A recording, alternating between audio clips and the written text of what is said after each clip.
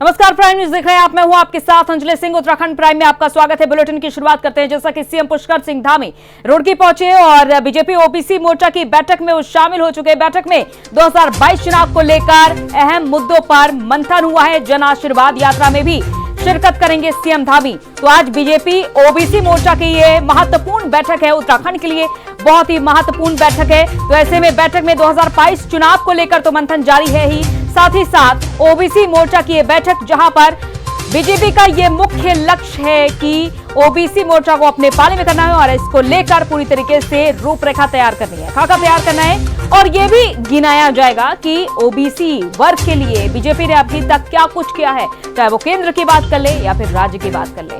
तो ये इसके अलावा सीएम धामी जन आशीर्वाद यात्रा में भी शामिल होंगे। तो ये दो बड़े कार्यक्रम सीएम पुष्कर सिंह धामी के लिए। एक तरफ रुड़की पहुंचे हुए हैं सीएम पुष्कर सिंह धामी और यहां पर बीजेपी ओबीसी मोर्चा की बैठक है जिसमें शामिल होने के लिए पहुंचे हुए हैं सीएम पुष्कर सिंह धामी।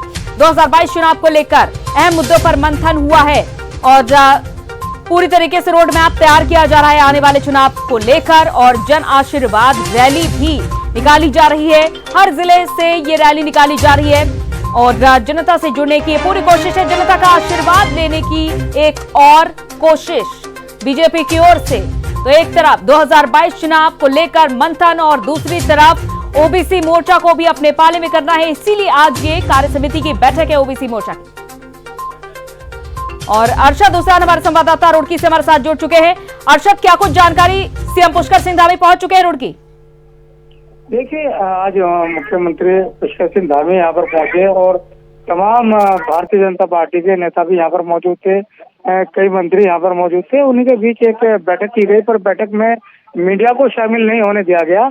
हालांकि 2:30 बजे का वक्त दिया गया है। प्रेस कॉन्फ्रेंस करके ओबीसी मोर्चा के राष्ट्रीय अध्यक्ष अवगत कराएंगे कि क्या क्या फैसले इस बैठक के दौरान लिए गए हैं। पर अभी मीडिया को इससे दूर रखा गया और लगभग 1 घंटा तक ये बैठक चली है। बैठक में हो सकता है कई निर्णय लिए गए हों, क्योंकि लोगों को काफी उम्मीदें हैं। ओबीसी मोर्चा के जो तमाम कार्यकर्ता, तमाम यहाँ पर जो लोग इस ओबीसी मोर्चा के अंतर्गत आते हैं, सभी को काफी उम्मीदें इस बार उत्तराखंड सरकार से है। इसी बात को लेकर यहाँ पर अभी कयास लगाया जा रहा है कि कोई बड़ा अहम फैसले भी यहाँ पर लिए गए हैं और उसी का 2:30 बजे प्रेस कॉन्फ्रेंस के दौरान जो है पूरा का पूरा मीडिया के समक्ष मामला बताया जाएगा। बिल्कुल अरशद, क्या अपडेट मिल रही है? कौन कौन आज इस ओबीसी मोर्चा की बैठक में शामिल हुआ है? देखिए, क्षेत्र के तमाम मुख्यमंत्री, केंद्रीय मंत्री और तमाम जो है मुख्यमंत्री के साथ साथ राष्ट्रीय अध्यक्ष थे। उत्तराखंड के जो प्रदेश अध्यक्ष है वो तो यहाँ पर 2 दिन से डेरा डाले हुए हैं। तो तमाम बड़े अधिकारी यहाँ पर, तमाम बड़े जो कार्यकर्ता है सभी यहाँ पर मौजूद थे। तमाम भाजपा के नेता यहाँ पर मौजूद थे और एक बैठक में काफी फैसले लिए गए हैं। हालांकि अभी बैठक के बारे में भी अवगत नहीं कराया गया है मीडिया को। और 2:30 बजे एक प्रेस कॉन्फ्रेंस के दौरान तमाम मुद्दों पर बात की जाएगी। जी, अभी तक क्या देखा जा रहा है? क्योंकि रुड़की पहुंचे हुए हैं और रुड़की में ही ओबीसी मोर्चा की बैठक हो रही है, मंथन भी किया जा रहा है आगामी विधानसभा चुनाव को लेकर। क्या लग रहा है, क्योंकि रुड़की को ही एक क्षेत्र के तौर पर चुना गया है इस बैठक के लिए? हाँ बिल्कुल, रुड़की को बताया गया है कि एक अहम नगर माना जाता है और राजनीति में भी काफी यहाँ पर राजनीति के लोग यहाँ पर रहते हैं। इसी बात को लेकर रुड़की स्थान को इस बैठक के लिए चुना गया था और यहाँ पर ये बैठक की भी गई। हालांकि 1 से 1.5 घंटा तक ये बैठक चली है और इसमें कई अहम फैसले लिए गए हैं। वहीं अब फिलहाल अगर बात की जाए, पुष्कर सिंह धामी जो कि उत्तराखंड के मुख्यमंत्री हैं, वो भगवानपुर के लिए जन आशीर्वाद यात्रा में निकल चुके हैं। जी चलिए, बहुत बहुत शुक्रिया आश्रय तमाम जानकारी के लिए। तो जन आशीर्वाद यात्रा के लिए सीएम पुष्कर सिंह धामी निकल चुके हैं। ये जन आशीर्वाद रैली निकाली जा रही है पूरे उत्तराखंड में और ये रुड़की से रैली निकाली गई है। पहले सीएम पुष्कर सिंह धामी पहुंचे रुड़की, उसके बाद ओबीसी मोर्चा की कार्य समिति की बैठक में शामिल हुए। यहां पर मंथन हुआ, बातचीत हुई और इसके बाद प्रेस कॉन्फ्रेंस भी की जाएगी। लेकिन सीएम पुष्कर सिंह धामी जन आशीर्वाद रैली के लिए निकल चुके हैं।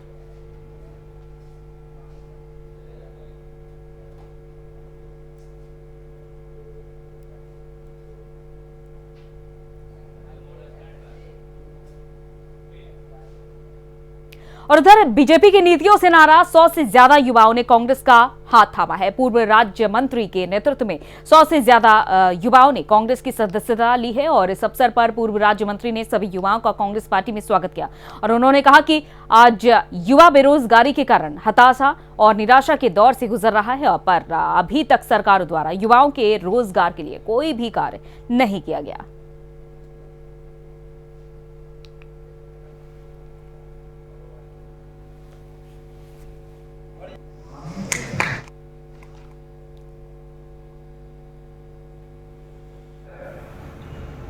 रोहित शैली जी को अनुसूचित जाति प्रकोष्ठ का प्रदेश महासचिव बनाया गया है और उनके नेतृत्व में लगभग 111 से अधिक युवाओं ने विभिन्न गांवों से, शहर क्षेत्र के नज़दीक के मोहल्लों से लगभग 111 लोगों ने आज पार्टी की सदस्यता ली है। हमारे हाथों को मजबूत करने के लिए उन्होंने हम पर विश्वास कर हमें आश्वस्त किया है कि वो आगामी 2022 के विधानसभा चुनाव में हमें मजबूती प्रदान करेंगे और आज उन्होंने हम पर विश्वास कर कांग्रेस पार्टी का दामन थामा है। मैं अपने सभी युवाओं का स्वागत करता हूं, अभिनंदन करता हूं कांग्रेस में।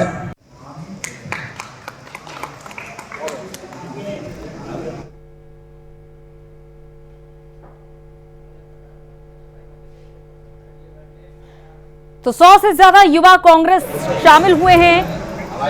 में शामिल हुए हैं। पूर्व राज्य मंत्री की मौजूदगी में ये 100 से ज्यादा युवा कांग्रेस का दामन थाम चुके हैं और आने वाले वक्त के लिए कांग्रेस अपने आप को पूरी तरीके से तैयार कर रही है उत्तराखंड में। और ऐसे में अल्मोड़ा से खास तस्वीर आपके सामने, जहां इन सभी 100 से ज्यादा युवाओं को पूर्व राज्य मंत्री ने कांग्रेस की सदस्यता दिलाई।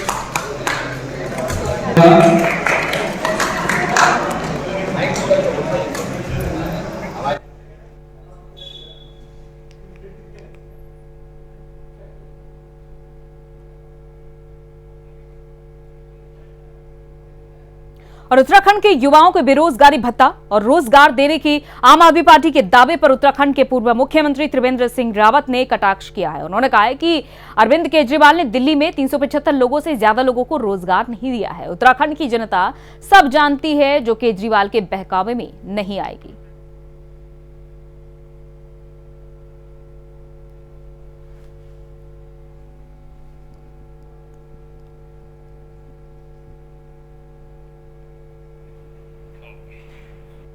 मैं केजरीवाल जी से पहले तो सवाल पूछना चाहूँगा कि वो तीसरी बार मुख्यमंत्री हैं दिल्ली प्रदेश की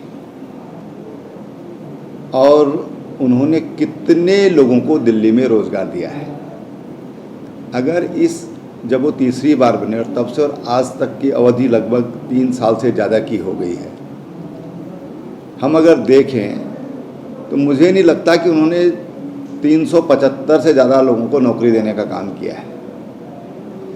दूसरी बात मैं कहना चाहता हूँ कि 1 लाख लोगों को नौकरी देने का मतलब ये होता है कि एवरेज आप 50,000 रुपया महीना मान लीजिए, कितने 100 करोड़ हो गया। फिर 8 लाख के करीब बेरोज़गार हैं, उनको 5,000 रुपया महीना वो भत्ता देंगे, तो उसका हिसाब लगा लीजिए।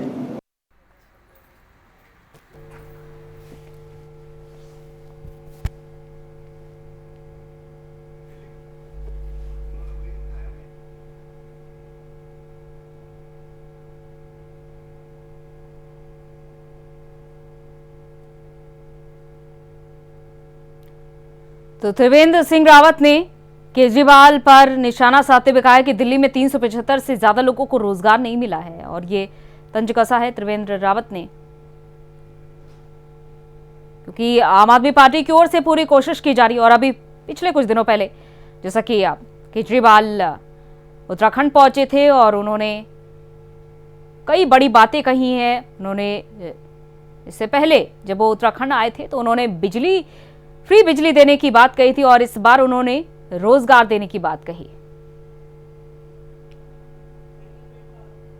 जितेंद्र पेटवाल हमारे संवाददाता इस खबर पर हमारे साथ जुड़ चुके हैं। जितेंद्र, देखा जा रहा है कि आरोप प्रत्यारोप का दौर शुरू हो चुका है और ऐसे में जहां केजरीवाल की पूरी कोशिश है कि उत्तराखंड में जगह बनाए, तो वहीं त्रिवेंद्र सिंह रावत ने उन पर तंज कसा है कि 375 से ज्यादा नौकरी नहीं मिली है दिल्ली में। ऐसी बात है, जब चुनाव के लोग नजदीक आता है चारों तरफ अपने धर्म पर होता है और सब दलों के लोग एक दूसरे पे छीटाकशी करने के उतारू हो जाते हैं। काम चाहे कोई धरातल पर करे या न करे, लेकिन उपलब्धियां गिनाने में सबसे आगे आ जाते हैं। चाहे बीजेपी हो, कांग्रेस हो या आम आदमी पार्टी हो, धरातल पे काम दिखाना ज्यादा जरूरी होता है। वादे हर राजनीतिक दल करते हैं और उन वादों से कितना खरा उतरते हैं ये भी देखने वाली बात होती है। ऐसा ही कुछ आजकल इन दिनों उत्तराखंड में चल रहा है। अरविंद केजरीवाल जो उत्तराखंड में सरकार बनाने के अपने सपना देख रहे हैं, तो जाहिर सी बात है वो लोक लुभावन वादे लोगों से जरूर कर रहे हैं। और ये भी सच्चाई है कि अगर अरविंद केजरीवाल जी उत्तराखंड में रोजगार की बात करते हैं, नौकरियों की बात करते हैं, तो पहले दिल्ली का उदाहरण उनको जरूर प्रस्तुत करना होगा। और ये सवाल लाजमी है कि वो दिल्ली के आंकड़े उठाकर अगर उत्तराखंड की जनता के सामने रखें तो उस पर कुछ कहा जा सकता है। जहां तक रही आरोप प्रत्यारोप की बात, तो हर राजनीतिक व्यक्ति का ये परम धर्म होता है कि वो अपने से ज्यादा हितैषी जनता का किसी दूसरे को समझता नहीं है। चाहे वो अरविंद केजरीवाल हो, चाहे बीजेपी के नेता हो, चुनाव के दिन जब नजदीक आते हैं तो हर कोई जनता को के सामने अपने आप को ऐसे प्रस्तुत करता है कि जनता के पूरे विकास का सरोकार और जनता के सुख दुख के साथी सिर्फ यही राजनेता होते हैं। तो इसी कड़ी में बिल्कुल जितेंद्र, जैसा कि आपने कहा कि हितैषी खुद से ज्यादा किसी को समझता नहीं या फिर समझाता नहीं, क्योंकि जनता को जिस तरीके से समझाया जाता है खुद को सबसे बड़ा हितैषी, ये भी सबसे बड़ी बात हो जाती है।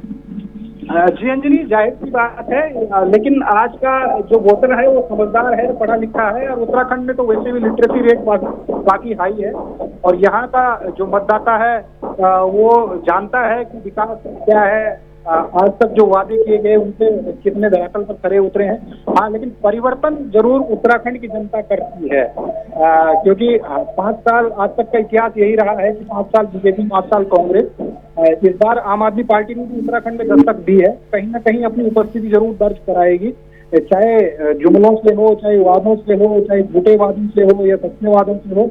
लेकिन इतना तय है कि इस बार की जो राजनीति है वो विकास की राजनीति होगी और वास्तव में अगर उत्तराखंड में सरकार अपनी लानी है या बनानी है तो उसके लिए धरातल पर काम तो करने ही होंगे। जी चलिए, बहुत बहुत शुक्रिया तमाम जानकारी के लिए जितेंद्र।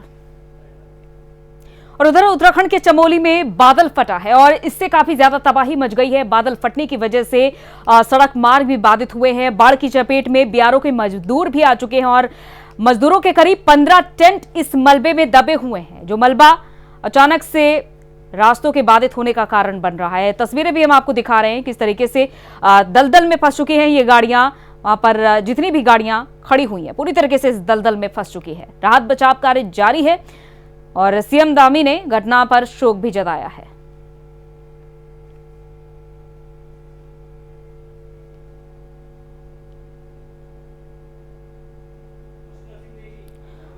और चमोली से हमारे संवाददाता पुष्कर सिंह नेगी इस खबर पर हमारे साथ जुड़ चुके हैं तमाम अपडेट के साथ। पुष्कर, क्या कुछ अपडेट है? ये बादल फटने की खबर सामने आई है, 15 टेंट मलबे में दबे हुए हैं, वहां पर राहत बचाव कार्य जारी है, क्या अपडेट? बिल्कुल, देखिए अंजलि, मैं आपको बता दूं कि सुबह 5:30 बजे की घटना है। प्रशासन मुस्तैद नजर इस समय आ रहा है क्योंकि प्रशासन यहाँ पे सुबह ही पहुंच गया था। हालांकि बीआरओ के जो यहाँ पे टेंट लगे हुए थे, जो लोग यहाँ पे मजदूर थे वो यहाँ पे कार्य कर रहे थे, इनके टेंटों में मलबा घुस गया था। लेकिन जिस तरह से जो लगातार जो बादल फटने की जो घटनाएं जो पहाड़ी जिलों में सामने आ रही हैं, उसको लेकर जो आज सुबह की जो घटना है, पुष्कर सिंह धामी ने भी इस पर दुख व्यक्त किया है। तो कहीं ना कहीं लगातार जिस तरह से जो घटनाएं सामने आ रही, प्रशासन मुस्तैद नजर आता है। एसडीआरएफ की टीमें भी यहाँ पे मौजूद थी और बचाव राहत कार्य भी जारी यहाँ पे किया जा रहा है। जो जिन लोगों के टेंटों में मलबा घुस गया था या जिनके घरों में मलबा घुस गया था, वो मलबा निकालने का काम भी यहाँ पे प्रशासन द्वारा किया जा रहा है। हालांकि जिस तरह से जो खेत यहाँ पे जहाँ पे बादल फटा है, यहाँ पे लोगों के बहुत सारे खेत भी डैमेज हो गए, इनका भी आकलन जो है राजस्व विभाग कर रहा है। तो कहीं ना कहीं लगातार ऐसी घटनाएं जो सामने आ रही हैं, इसको लेकर मौसम विभाग तो अपडेट करता ही है, मौसम विभाग सतर्क करता है, लेकिन बिजली या अति ओलावृष्टि जब गिरती है या पहाड़ी क्षेत्रों में जिस तरह से घटनाएं आती हैं, तो इसको लेकर जो है प्रशासन को मुश्किलों का सामना तो करना पड़ता है, चाहे स्थानीय प्रशासन हो या बिल्कुल। क्या कोई जनहानि की भी खबर सामने आई है अभी तक?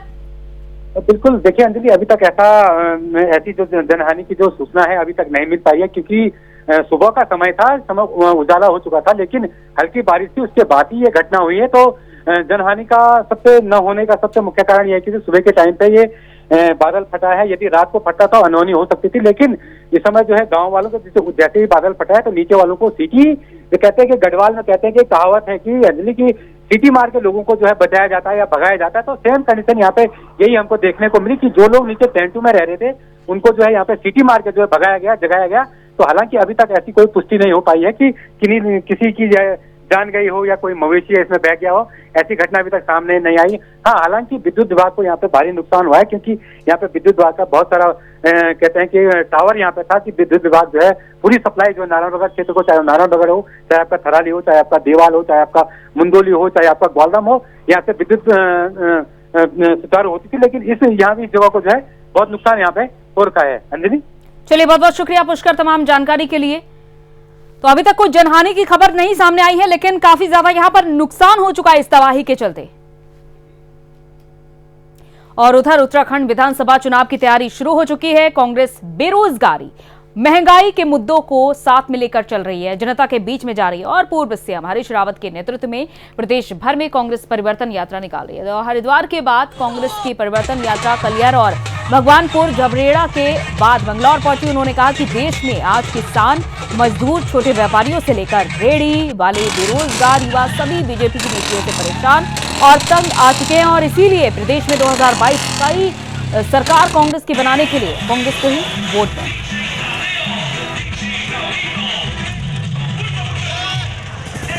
तो कांग्रेस की ओर से ये परिवर्तन रैली निकाली गई। बेरोजगारी, महंगाई के मुद्दों को लेकर कांग्रेस की ओर से विरोध किया जा रहा है बीजेपी सरकार का।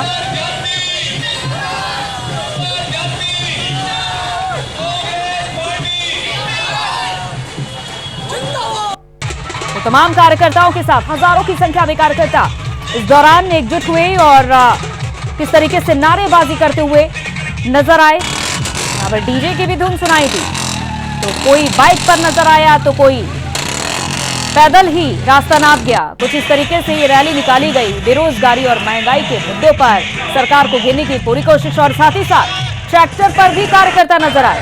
तो अलग अलग तरीके से साधन चुने गए, लेकिन उद्देश्य एक ही था, बीजेपी सरकार को घेरना।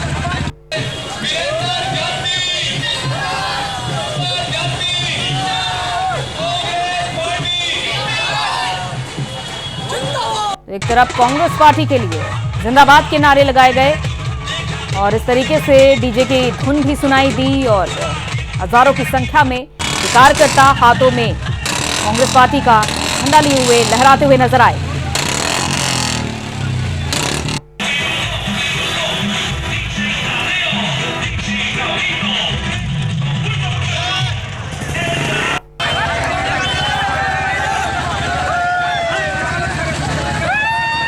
संवाददाता रोडकी से हमारे साथ जुड़ चुके हैं। अर्शद, कांग्रेस की तरफ से ये परिवर्तन यात्रा निकाली गई, कितना परिवर्तन देखा गया इस यात्रा के जरिए? देखिए, आपको बता दूं कि जहां जहां परिवर्तन यात्रा जा रही है काफी भीड़ वहां पर देखने को मिल रही है। कांग्रेस के कार्यकर्ताओं में काफी जोश भी इस दौरान देखा जा रहा है। हालांकि रात भी मंगलौर और काजी निजामुद्दीन के यहाँ शक्ति प्रदर्शन किया गया और काफी नेता यहाँ पर इकट्ठा रहे, काफी भीड़ भी यहाँ पर मौजूद रही। वहीं अगर बात की जाए, झबरेड़ा भी परिवर्तन यात्रा पहुंची थी, वहां पर भी कांग्रेस के कार्यकर्ताओं ने इसका स्वागत किया था। वहीं अगर बात की जाए, आज कानपुर में ये पूरी परिवर्तन यात्रा वहां पर, इसका भी आज अंतिम दौरा है, क्योंकि 3 दिवसीय परिवर्तन यात्रा हरिद्वार जिले में होनी थी और आज इसका आखिरी दिन है। तो काफी बढ़ चढ़कर यहाँ पर कांग्रेस नेता और कार्यकर्ता हिस्सा ले रहे हैं। जी बिल्कुल, और ये हजारों की संख्या में यहाँ पर कार्यकर्ता नजर आए हैं, जगह जगह पर ये यात्रा निकाली गई है। देखा जा रहा है डीजे की भी धुन सुनाई दी है, अलग अलग तरीके से साधन तो चुने गए, लेकिन डीजे की भी धुन सुनाई दे रही है यहाँ पर।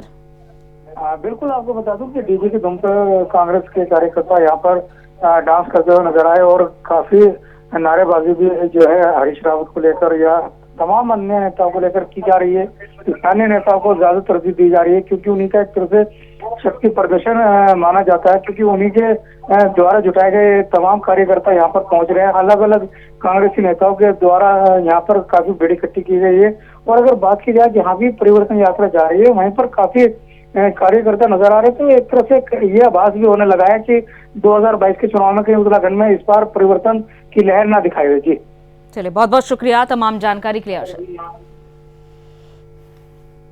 और खबर दिनेशपुर से है, जहां पर हिंदू युवा वाहिनी एक बैठक आयोजित की गई।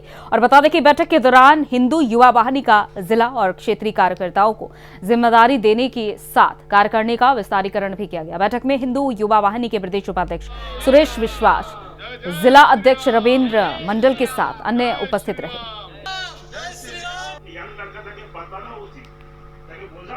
दिनेशपुर हिंदू युवा वाहिनी की जो नगर कार्यकारिणी थी उनका गठन किया गया है। सारे नए हमारे जितने भी कार्यकर्ता थे उन्हें दायित्व देकर आज उन्हें नया जिम्मेदारी दिया गया है। और इसी निमित्त कि उन्होंने संकल्प लिया है कि हमारे हिंदू रीति रिवाज और समाज में जिस तरीके से आने वाले समय में देखा जा रहा है कि धर्म परिवर्तन को लेकर बहुत बड़ा एक खेल चल रहा है, इसको किस तरीके से रोका जाए और हमारे हिंदू कल्चर, हिंदू इतिहास को आगे किस तरीके से बढ़ाया जाए। इसीलिए सभी ने यहाँ संकल्प लिया है कि हिंदू रीति रिवाज को किस तरीके से आगे बढ़ाया जाएगा। आज दिनेशपुर हिंदू वाहिनी का विस्तार कार्यक्रम था।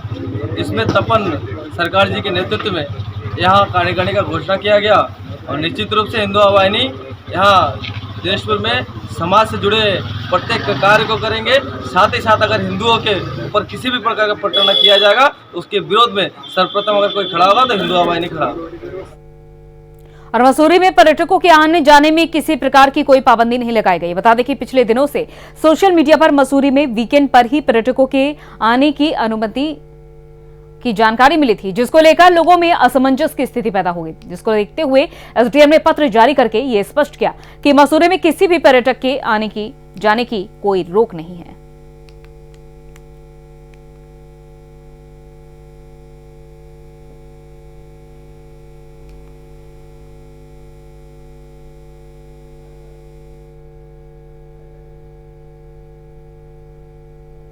उधर सीएम धामी ने कोरोना योद्धाओं को प्रशस्ति पत्र और स्मृति चिन्ह भेंट करके सम्मानित किया। और इस दौरान मुख्यमंत्री ने कहा कि कोरोना महामारी के इस असाधारण समय में सेवा परमो धर्मा की भावना के साथ अपने जीवन की परवाह किए बिना हमारे doctors, nurses, paramedical staff, ambulance कर्मी, सफाई कर्मचारी, पुलिसकर्मी, सेवाकर्मी, स्वयंसेवी संस्थाओं ने 24 घंटे लगातार काम किया है और पीछे नहीं हटे। और कोरोना योद्धाओं ने एक योद्धा की तरह साहस, आत्मविश्वास और धैर्य के साथ जनसेवा को अपना ध्येय बनाया।